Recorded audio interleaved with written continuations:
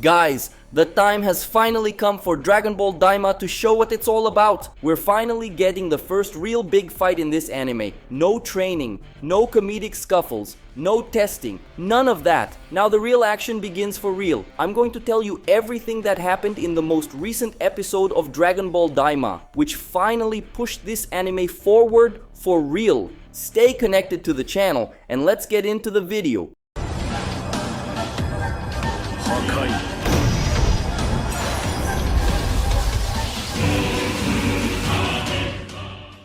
The episode is titled Caller. It starts on Earth at Kami-sama's temple, where Bulma is trying to figure out why the spaceship launch didn't work. The main issue seems to be with one of the spaceship's parts, which is made of a material that doesn't exist on Earth, so there's no way to replace it. This leaves Bulma extremely frustrated, since all her hard work ended up being for nothing. In fact, Vegeta even thinks about complaining to her, but it's Bulma who starts scolding him a lot instead. At that moment, a new spaceship arrives at the temple. It's Hybe's ship, and he introduces himself to them, saying he was sent by King Kadan to pick them up. Meanwhile, in the third demon world, Goku is enjoying a dumpling called manpuku, which according to Panzi is the equivalent of 2 full meals. Even so, Goku eats 2 dumplings and ends up puffed up like a blowfish. Pansy complains that Goku acts like a child and even questions how he managed to raise kids. Goku tells her that he didn't really play much of a role in raising his kids. To be fair, he was around for a good part of Gohan's life. It's just with Goten that he couldn't really be there. At least he had Piccolo and Chi-Chi to help, right? The story continues with the other group, who are now traveling with Hybe's. Kibito didn't go with them, as they decided it would be better for him to stay at the temple to protect it. They didn't need Kibito to guide them anymore, since they now had Hybe's. King Kadan contacts Hybe's, asks where they are, informs him that Goku is on his way to meet the Tamagami, and asks Hybe's to notify him as soon as they arrive. Back in the third demon world, the group is flying when Panzi spots a military police plane patrolling nearby and asks Glorio to stop. To avoid confrontation, they try to sneak away, but another plane shows up and they end up being surrounded. Shin suggests they cooperate with the police, saying it would be a disaster if something happened to this plane too. Everyone agrees, and they decide to comply. While being escorted by the police planes, Glorio wonders how the police managed to locate them, and Panzi recalls that when they met those 2 officers earlier, they scanned her collar. That magical collar is what allowed them to be tracked. Goku and Shin become curious about the function of these collars, and Panzi explains that they are used to control the people of the third demon world, since they tend to be more rebellious. I might be wrong, but everything seems to suggest that the government of the demon realm is way harsher on the people of the third world compared to those of the second and first worlds. That appears to be what fuels Panzi and Glorio's anger as well. The third world seems to be much poorer and more marginalized than the other 2, and this definitely has to do with the way the government treats them. So it's natural for the people there to be more rebellious. Maybe later on, they'll explain why the third world is treated so differently. Anyway, Goku asks if the magical collar can be removed, but Panzi says it's impossible. Glorio reflects and points out that if the police knew Goku was with them, they would have attacked already. Since that didn't happen, it's likely they're still unsure of Goku's presence. Their plane is escorted to a field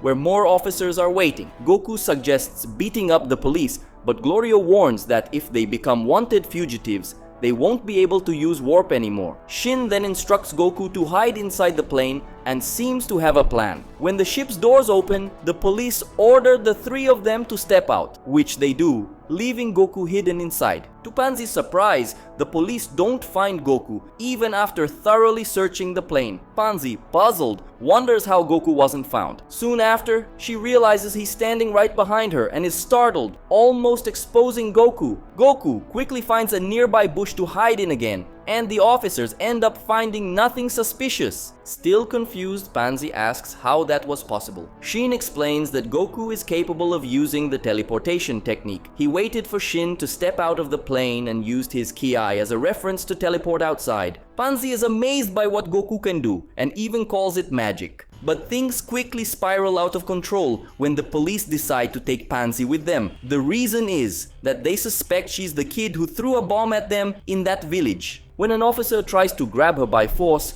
Pansy reacts by shocking him. This draws the attention of the other officers, and Shin and Glorio decide to join the fight. They easily take on the ground officers, beating everyone up.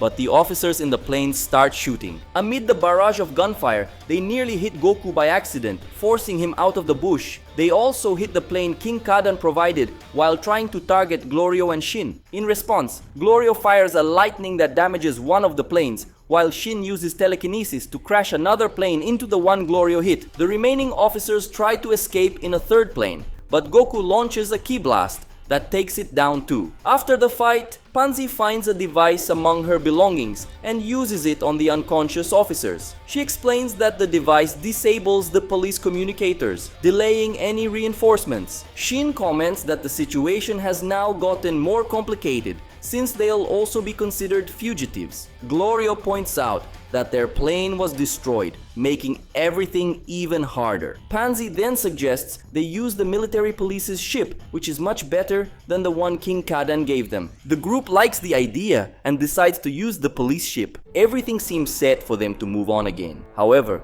despite everything appearing resolved, Pansy is still worried and frustrated about the magic collar, knowing they'll definitely use it to track her down again. Shin asks to examine the collar and explains that it's made of Kachin-tite, a metal found only on planet Kaishin, the former home of the Glines. And that's a really interesting bit of information, but I'll get back to that later. Shin says it makes sense for Goma to have this material since his sister, Arinsu, was responsible for creating the collars during Dabura's reign. Pansy reveals that Majins born in the third world are forced to wear the collars practically from birth, and anyone who doesn't wear one dies. Glorio seems uncomfortable hearing this and steps away. Pansy continues, explaining that the collar grows as its wearer ages, so Majins from the third world receive a collar that becomes part of them for their entire lives. They're basically condemned from birth. As if it were the simplest thing in the world, Shin asks if she wants him to remove the collar.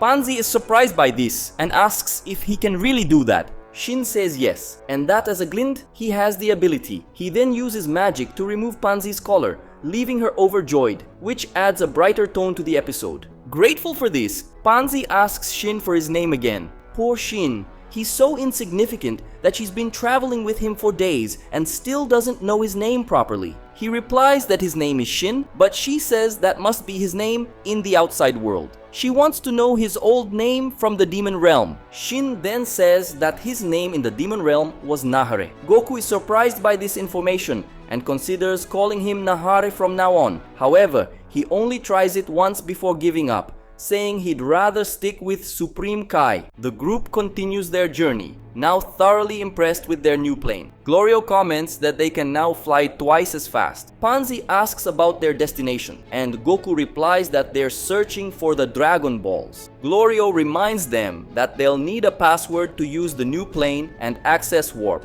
Pansy volunteers to handle it and contacts a creature named Peril, asking him to hack the plane's password. This Peril seems like a mix between a frog and a Namekian. Pretty ugly, that guy. He successfully gets the password and also informs them that Hybeast has arrived in the demon third world with the Earthlings, which gets Goku excited. When Pansy asks if they should wait for the others, Goku decides against it. He trusts that Vegeta and the others will catch up later and admits he's eager to face the Tamagamis. Meanwhile, we get a glimpse of the team that just arrived. As usual, Vegeta and Piccolo are deep in conversation, exchanging ideas. Bulma, however, is not happy with the third world's climate. Hybeast is furious when he learns he'll have to accompany this group on their journey. Goku's team arrives in a desert where they encounter the third world Tamagami. He's standing in a desolate area, looking like a living statue. Pansy refers to him as Tamagami number 3, who carries the 3-star Dragon Ball on his chest. Goku gets excited at the sight of him and comments that he looks really strong. Pansy warns that she's never heard of anyone defeating him. Goku takes a good look at the Tamagami's hammer and mentions that it looks like it could crush him. Pansy, worried about Goku, suggests he should give up if he's not sure he can win. But we all know how Goku is, right?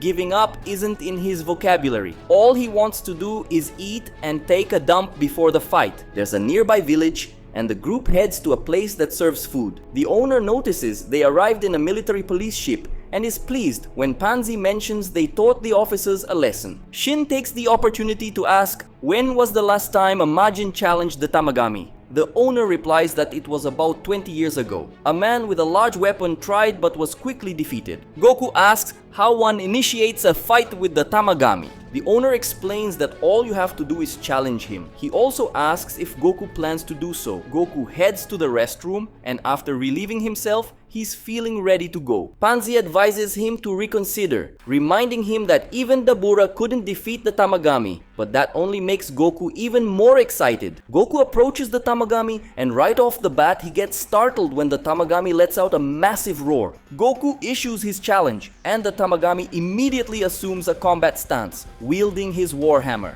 Goku mirrors him, brandishing his power pole. And that's how episode 7 of Dragon Ball Daima ends, with Goku preparing to face Tamagami number 3. After the credits, we get a preview of the next episode, titled Tamagami. The preview shows quick glimpses of the fight between Goku, still in his base form, and the Tamagami. Next, there's a scene where Glorio is seen talking to someone. Then we see Dr. Arinsu in a dialogue with another person. There's a scene featuring Vegeta, Piccolo, Bulma, and Hybis. Right after, Degezu and Goma make an appearance, with Goma seemingly surprised by something. The preview wraps up with another quick glimpse of Goku's battle, still in his base form against the Tamagami.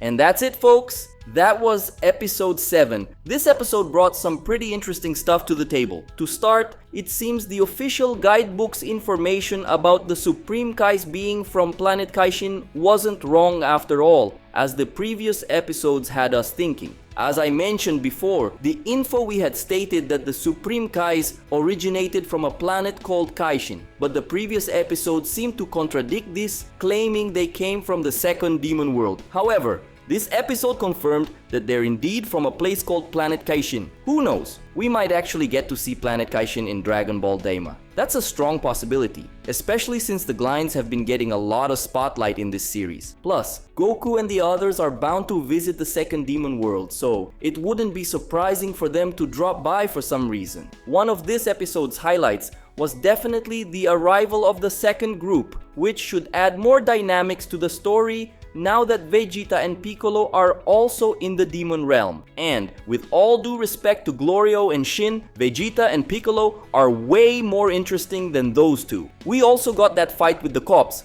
but honestly, it wasn't anything spectacular. I did notice a slight dip in animation quality, but since it was just a random fight against extras, it didn't need to be top tier animation anyway. Overall, this wasn't an amazing episode, but it held steady. The animation quality dipped slightly compared to previous episodes, but that's likely intentional. They're probably saving their best efforts for the next episode, which promises to spotlight Goku's battle against Tamagami number 3. I'd rate this episode a solid 5 out of 10. Right in the middle, not bad, not great. But finally, in the next episode, we're gearing up for Dragon Ball Daima's first major fight. Things are about to get serious, and we're finally going to see what we've all been waiting for. Intense action, Goku transforming into a Super Saiyan, energy blasts flying everywhere, the whole shebang. It's about time. Now it's your turn. Drop your rating for this episode in the comments below. Let me know what you liked or didn't like about this one. And don't forget to like the video to show your support, subscribe to the channel, and share this video with any Dragon Ball fans you know. Thanks so much to everyone who stuck around until the end.